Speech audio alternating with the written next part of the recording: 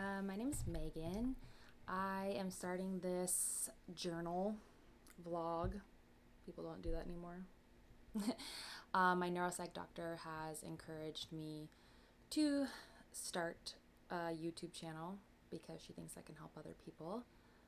Along with all of the people that I work with to manage my chronic pain, they all encourage me to write a book, to volunteer, to create a YouTube channel.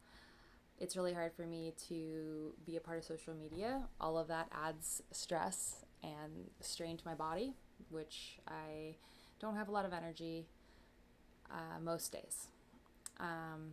But there are a lot of tips and tricks, things that I've learned specifically about my body, but things that also can help other people. My neuropsych doctor, I had given her just this thing called micro movements, and so she felt like it was genius and that she was going to tell some of her other fibro patients about micro movements. And so when I met with her the following month, she kind of gave me the accolades of her other patients really appreciate it, and it really helped them kind of work through some of their pain. My pain is usually between like a 5 and a 7, I think, on a regular basis, or at least all through 2022 it was. And December was the first month that I was pain-free for the entire month. I work really hard at being pain-free, and it is a full-time job. Living with chronic illness, chronic fatigue, chronic pain, to maintain some sort of quality of life, it becomes a full-time job to just do those things that will help you, which leaves you little time to do things that you actually want to, or things that you enjoy. So I don't know what this channel is going to be. I don't know what I'm going to do moving forward. I guess I'll talk out loud and see if people are watching. I'm also not doing it for people watching, kind of doing it for myself.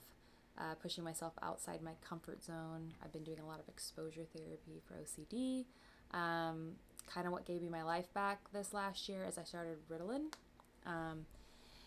And literally everything turned around. It still only brings me to what I feel is 30% of what I am and what I can accomplish and do on a daily basis. But that 30% felt like 100%.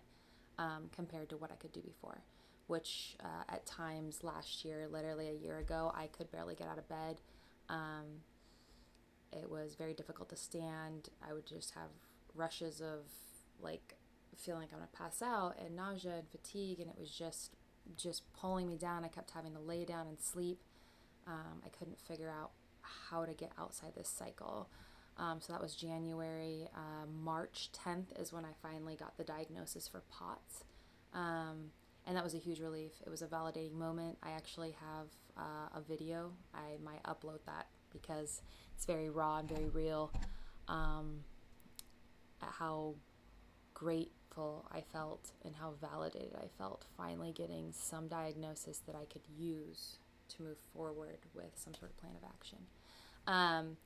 Lastly, I will just say whether I have MS or whether I have some other autoimmune disease, in my mind, the treatment's the same. The plan of action is the same. And so that really helped with my health OCD. And so,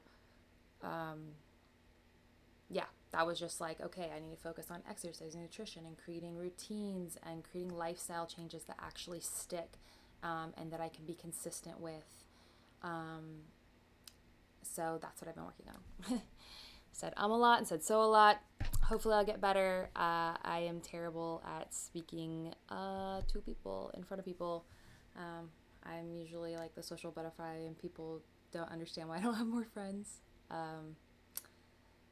But yeah, I'm gonna cut that off and just be done with this video. So we'll see what's next.